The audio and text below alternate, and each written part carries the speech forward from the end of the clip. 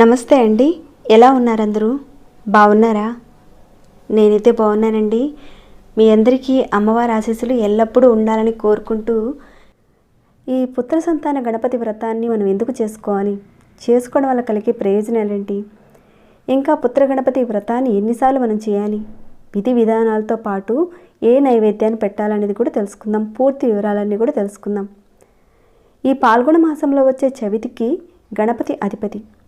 ప్రతి నెలలో వచ్చే శుక్లపక్షంలో చవితి రోజున, బహుళపక్షంలో వచ్చే చవితి రోజున ఎవరైతే ఆయన్ని ఆరాధిస్తారో వాళ్ళకి గణపతి అనుగ్రహం కలుగుతుందని చెప్తారు. అయితే బహుళ చవితి రోజున సంకటహర చతుర్థి వ్రతాన్ని మనం చేసుకుంటాం. మనందరికీ తెలిసింది. పాల్గొన మాసంలో శుక్లపక్షం తర్వాత వచ్చే చవితి అంటే అమావాస్య తర్వాత వచ్చే చవితి రోజున పుత్ర గణపతి వ్రతాన్ని చేసుకుంటారు. సంతానం లేనివారు, ముఖ్యంగా పుత్ర సంతానం కావాలనుకునేవారు చేసుకుంటారు. అంటే ఇక్కడ మగవారు ఎక్కువ, ఆడవారు తక్కువ అనేది మాత్రం చెప్పలేదండి. ఈ రోజుల్లో అందరూ ఒకటే, కానీ ప్రతి ఒక్క ఇంట్లోనూ ఒక అమ్మాయి, ఒక అబ్బాయి అలా ఉంటే బాగుంటుంది అనిపిస్తుంది కదండి. ఆ ఇల్లు చూడడానికి కూడా చాలా బాగున్నట్టు ఉంటుంది. అలాంటి వాళ్ళు అంటే ఆడపిల్లలుండి వీళ్ళకు ఒక తమ్ముడో అన్నో ఉంటే బాగుంటుంది అని అనుకున్న వాళ్ళు, మగపిల్లలు లేకుండా ఉన్నవాళ్ళు, ఎవరైనా మగపిల్లలకు కావాలి అనుకునేవారు తప్పకుండా ఈ పుత్ర గణపతి వ్రతాన్ని చేసుకోండి. పుత్రుడు అనేటివాడు పున్నామ నరకం నుంచి తల్లిదండ్రులను కాపాడుతాడని అంటూ ఉంటారు. ఏం చేసినా కానీ ఒక కొడుకు ఉండాలని చెప్తారు. ఇవన్నీ దృష్టిలో పెట్టుకుని మన పెద్దలు, ఋషులు ఈ పాల్గొన శుద్ధ చవితి రోజున సంతానం కావాలనుకున్న వారు ఈ వ్రతం ఆచరించాలని చెప్తారు. ఇది ఇప్పటిది కాదండి, ఇది పూర్వం రోజుల నుంచి వస్తున్న ఆచారం. ఈ వ్రతాన్ని మహారాజులు, చక్రవర్తులు వారు చేసి పుత్ర సంతానాన్ని పొందారు. ఎందుకంటే రాజు తర్వాత తప్పకుండా వాళ్ళకి కుమారుడు ఉండాలి కాబట్టి ఈ వ్రతాన్ని వాళ్ళు చేసుకునేవాళ్ళు. ఏ పూజ చేసినా కానీ తప్పకుండా గణపతిని పూజించిన తర్వాతనే కదండి ఏ పూజ అయినా కానీ చేస్తాం. కానీ వినాయక చవితిని మనం ఏ విధంగా చేసుకుంటామో అలానే ఇంచుమించుగా ఈ వ్రతాన్ని చేసుకుంటారు. కొంతమంది ఉదయం చేసుకుంటారు, కొంతమంది సాయంత్రం చేసుకుంటారు. అది మీ వీలుని బట్టి ఉదయమా లేదా సాయంత్రం అనేది మీ వీలుని బట్టి మీరు చేసుకోండి. ఉదయం పూట అనుకోండి, బ్రహ్మీ ముహూర్తంలో 4 గంటల నుంచి 5 గంటల లోపుగా మీరు లేచి ఈ పూజ అనేది చేసుకోవాలి. మరి పూజ ఏ విధంగా చేయాలి ఏంటనేది తెలుసుకునే ముందు ఒక చిన్న రిక్వెస్ట్ అండి, ఈ వీడియోకి ఒక చిన్న లైక్ చేయండి. సబ్స్క్రైబ్ కాకుండా కొత్త వారు ఎవరైనా వచ్చి చూస్తుంటే మన ఛానల్లో అనేక రకాలైన సమస్యలకు సంబంధించిన పూజలు, పరిహారాలు ఉన్నాయండి. మీరు ఒకసారి ఛానల్లోకి వెళ్ళి చూసి మీ సమస్యకు సంబంధించిన ఒక పరిహారాన్ని కానీ పూజను కానీ ఎంచుకొని ప్రయత్నం చేయండి. మీ వంతుగా మీరు చేసిన తర్వాత మీకు వచ్చిన మార్పుని, రిజల్ట్ని నాతో షేర్ చేసుకోవడం మాత్రం మర్చిపోకండి. సరేనండి, పూజా విధానాన్ని ఎలా చేయాలి ఏంటనేది అన్ని విషయాలు తెలుసుకుందాం. ఈ రోజున దంపతులు ఇద్దరూ కూడా పూజ చేసుకోవాలి. అంటే భార్యాభర్తలు ఇద్దరూ కూడా ఎలాంటి గొడవలు, తగువులు అలాంటివి పెట్టుకోకుండా ఈరోజు పూర్తిగా నిర్మలమైన మనసుతో ప్రశాంతంగా ఉండి ఆయన మీద పూర్తిగా మనసు లగ్నం చేసి స్వామివారికి గట్టిగా సంకల్పం చెప్పుకొని పూజను స్టార్ట్ చేయాలి. మీరు తప్పకుండా ఇక్కడ గుర్తుపెట్టుకోవాల్సింది, భార్యాభర్తలు ఇద్దరూ కూడా కలిసి పూజ చేసుకోవాలండి. మీరు సంకల్పం చెప్పుకొని, విఘ్నేశ్వర స్వామి నా కోరిక ఇది, ఈ పూజలో ఎలాంటి ఆటంకం లేకుండా చూడు స్వామి అని స్వామికి చెప్పుకోవాలి. మీరు ఈ రోజున ఉదయాన్నే లేచి ఇల్లు వాకిలి అంతా శుభ్రం చేసుకుని చక్కగా తలారా స్నానం చేసుకుని శుభ్రమైన బట్టలు కట్టుకుని మీరు ఉదయమా సాయంత్రమా అనేది మీరు ఒకసారి నిర్ణయం చేసుకుని పూజను మొదలుపెట్టండి. అయితే మీరు పూజ చేసేటప్పుడు ఈ పూజను మీ పూజ గదిలోనే చేసుకోండి. మీ పూజ గది చిన్నదిగా ఉంటే ఒక ప్లేస్ అనేది చూసుకొని చక్కగా అక్కడ క్లీన్ చేసుకొని అక్కడే పసుపుతో గౌరీ అమ్మవారిని తయారు చేసి అక్కడ పెట్టుకుని గౌరీదేవితో సహా వినాయకుడికి కూడా పూజ చేసుకోవాలి. అలా చేసుకుంటే తప్పకుండా సంతానం కలుగుతుందని మన శాస్త్రం చెప్తుంది. ఇప్పటి వరకు మీరు ఎన్ని ప్రయత్నాలు చేసినా, అంటే పిల్లల కోసం ఎన్ని ప్రయత్నాలు చేసినా కానీ ఈ పుత్ర గణపతి వ్రతాన్ని కూడా ఒకసారి ఆచరించి చూడండి. ఇది నేనంటున్న మాట కదండి. ఎవరైతే తమకి పుత్ర సంతానం కావాలని సంకల్పంతో వినాయకుడికి పూజ చేసుకుంటారో వారి కోరిక తప్పనిసరిగా నెరవేరుతుందని సాక్షాత్తు పరమశివుడే పార్వతీదేవితో చెప్పినట్లుగా ఆధ్యాత్మిక గ్రంథాలు చెప్తున్నాయి. చాలా మంచి పూజా విధానం ఇది. అలా మీరు పీఠం మీద ఎరుపు రంగు వస్త్రం వేసుకొని ఆ తర్వాత వినాయకుడి పటం కానీ లేదంటే వినాయకుడి ప్రతిమ కానీ పెట్టుకోండి. ఉంటే వినాయకుడి విగ్రహం పెట్టుకోండి. చక్కగా పెట్టుకున్న తర్వాత పసుపుతో గౌరీ అమ్మవారిని తయారు చేసి ఒక తమలపాకు మీద పెట్టి అమ్మవారిని గౌరీదేవిని పూజించుకోవాలి. అలానే పూజలో తప్పకుండా కలశం ఏర్పాటు చేసుకోవాలని చెప్తారు. కలశం పెట్టుకొని చక్కగా మామిడాకులు పెట్టుకొని కలశాన్ని ఏర్పాటు చేసుకోవాలి. తర్వాత స్వామివారికి గంధం కుంకుమ పెట్టి గులాబీలతో కానీ ఎర్రటి పుష్పాలతో కానీ స్వామివారికి అలంకరింపచేసి పూజించాలి. ఇక ఆ తర్వాత స్వామివారికి దీపారాధన చేసుకోండి. గణపతికి ఎప్పుడైనా కొబ్బరి నూనెతోనే దీపారాధన చేయాలని చెబుతారు.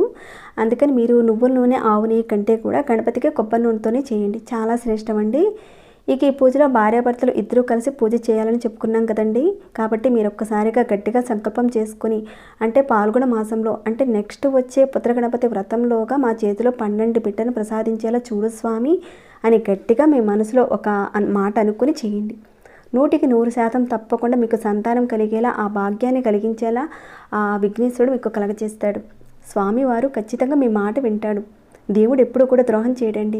ఒకరోజు కాకపోయినా ఒకరోజైనా సరే ఖచ్చితంగా ఎవరికైతే పిల్లలు లేరో వాళ్ళకి ఖచ్చితంగా ఆయన అనుగ్రహిస్తాడు. నమ్మకం పెట్టి చేసుకోండి, రిజల్ట్ చూస్తారు. తర్వాత దీపారాధన చేసుకుని ఒక 2 పూలు పెట్టుకుని స్వామివారికి నమస్కరించుకొని తర్వాత ఖచ్చితంగా ఈ పూజలో గరికను కూడా పెట్టండి మీరు. ఎందుకంటే స్వామివారికి ఎంతో ఇష్టం కదండి. పెట్టి వాటితో పాటుకుని ఎర్ర మందారాలను కూడా పెట్టండి. ఇక మనం నైవేద్యం కూడా పెడతాం కాబట్టి తప్పకుండా అక్కడ గ్లాసులో వాటర్ కూడా పెట్టండి. ఎందుకంటే మనమే కాదండి వాటర్ తాగేది, దేవుడు కూడా తాగుతాడు నీటిని. కాబట్టి ఒక నీటిని అంటే ఒక చిన్న గ్లాసు నిండుగా నీళ్ళని అక్కడ పెట్టండి. ఇక అదేవిధంగా తప్పకుండా పెట్టవలసింది బెల్లంతో చేసిన నువ్వుల ఉండల్ని తప్పకుండా ఈ పుత్ర గణపతి రోజున పెట్టాలి. ఒకటి, మీరు కొబ్బరి నూనెతో దీపాన్ని వెలిగించాలి. రెండవది, బెల్లంతో చేసిన నువ్వుల ఉండలని నైవేద్యంగా పెట్టాలని ఆ గౌరీదేవి సెలవిచ్చిందని మన శాస్త్రమే చెప్తుంది. ఈ పుత్ర గణపతి రోజున ఎవరైతే నాతో పాటు పుత్ర గణపతిని ఎవరైతే పూజిస్తారో అలానే ఈ నైవేద్యం ఎవరైతే పెడతారో వారికి తప్పకుండా సంతానం కలుగుతుందని ఆమె సెలవిచ్చిందని చెప్తారు. కాబట్టి ఎట్టి పరిస్థితుల్లోనూ వీటిని పెట్టడం మర్చిపోకండి. ఇక స్వామివారికి నివేదించిన ఆ నువ్వుల ఉండల్ని సాయంత్రం పూజంతా అయిపోయిన తర్వాత మీకు దగ్గరలో 8 సంవత్సరాల పిల్లలు ఎవరైనా ఉంటే కనుక వాళ్ళని పిలిచి వీటిని వాళ్ళకి పెట్టి, అలానే పిల్లలు అన్నవాళ్ళు ఏదో ఒకటి ఇష్టపడతారు కాబట్టి వాళ్ళని పిలిచారు కాబట్టి మీరు ఏదైనా మీకు తోస్తే కనుక ఒక చిన్న వస్తువు ఇచ్చి పంపించండి మీకు కుదిరితేనే. కానీ ఖచ్చితంగా మీరు ఈ నువ్వుల ఉండలను మాత్రం వాళ్ళకి పెట్టండి. ఇక పూజలో విఘ్నేశ్వరుడికి సంబంధించిన అష్టోత్తరాలు, ఇంకా గౌరీ అమ్మవారికి సంబంధించిన స్తోత్రాలు చదవండి. గరిక, పూలు అన్నీ పెట్టుకుంటూ చేసుకోండి. ఇంకా ఈ రోజున ఈ మంత్రాన్ని అంటే ఈ పూజలో ఈ మంత్రాన్ని ఖచ్చితంగా చదవాలని చెప్తారు. ఆ మంత్రాన్ని నేను స్క్రీన్పై ఇస్తానండి, మీరు చూడొచ్చు. ఎందుకంటే పలికేటప్పుడు కాస్త అటు ఇటుగా మారచ్చు, అందుకని నేను స్క్రీన్పై ఇస్తాను, మీరు చూడండి. ఈ మంత్రాన్ని 108 సార్లు చదవడానికి చూడండి.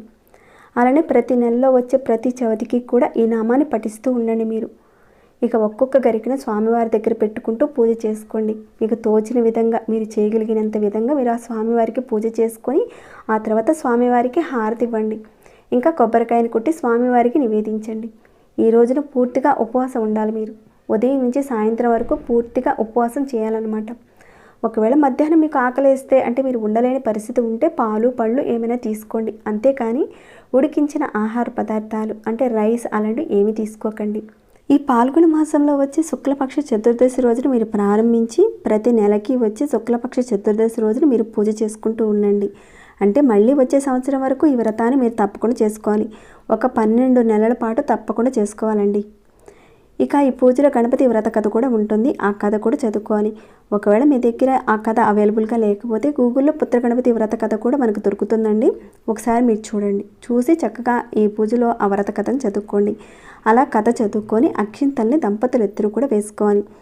ఒకవేళ ఇలా మీకు వీలు కాకపోతే కనీసం ఇప్పుడు చెప్పుకునే విధంగా చేసుకున్నా సరిపోతుంది. అయితే పూజలో మాత్రం తప్పకుండా వ్రత కథ చదవాలండి, ఇది ఒక నియమం అయితే ఉంది. ఇక మీరు పూజ ఉదయం చేసినా మళ్ళీ సాయంత్రం మామూలుగా పూజ చేసుకొని చంద్రుడికైతే అర్ఘ్యం ఇవ్వాలి. అర్ఘ్యం ఎలా ఇవ్వాలనేది కూడా ఆల్రెడీ మన ఛానల్లో ప్రీవియస్ వీడియో ఉందండి, మీరు ఒకసారి చూడండి. మీరు చంద్రుడికి అర్ఘ్యం ఇచ్చిన తర్వాతనే ఇప్పటివరకు మీరు చేసిన ఆ పూజ పూర్తయినట్టు లెక్కకు వస్తుంది. తర్వాత మీరు ఏదైనా ఒక చిన్న అల్పాహారం అంటే చిన్న టిఫిన్ అలాంటిది ఏదైనా తీసుకోండి. ఇలా మనకున్నంతలోనే, మీరు చేయగలిగినంతలోనే మీరు పూజ చేసుకొని మీకున్న సంకల్పాన్ని గట్టిగా చెప్పుకోండి. తప్పకుండా మీ కోరిక నెరవేరుతుంది. నెరవేరాలని నేను కూడా స్వామివారిని కోరుకుంటున్నానండి. ఇక ఈ వీడియోని ఎంతటితో ముగిస్తున్నాను. మరి ఈ వీడియో మీకు నచ్చిందండి. మరి నచ్చితే కనుక ఒక చిన్న లైక్ చేస్తారని నేను భావిస్తున్నాను. అలానే పుత్ర సంతానం లేనివారు మీ రిలేటివ్స్ కానీ, మీ చుట్టుపక్కల వారు కానీ, మీ ఫ్రెండ్స్ కానీ ఎవరైనా ఉంటే కనుక వారికి ఉపయోగపడుతుంది అని మీ మనసుకు అనిపిస్తే తప్పకుండా ఈ వీడియోని వారికి షేర్ చేయండి. ఇంకా సబ్స్క్రైబ్ కాకుండా ఉంటే కనుక మన ఛానల్కి సబ్స్క్రైబ్ చేసుకుని ప్రతిరోజు మన ఛానల్లో ఉన్న వీడియోస్ని చూస్తూ ఉండండి. మరొక భక్తి వీడియోలో మళ్ళీ మిమ్మల్ని కలుసుకుంటాను. అంతవరకు సెలవు.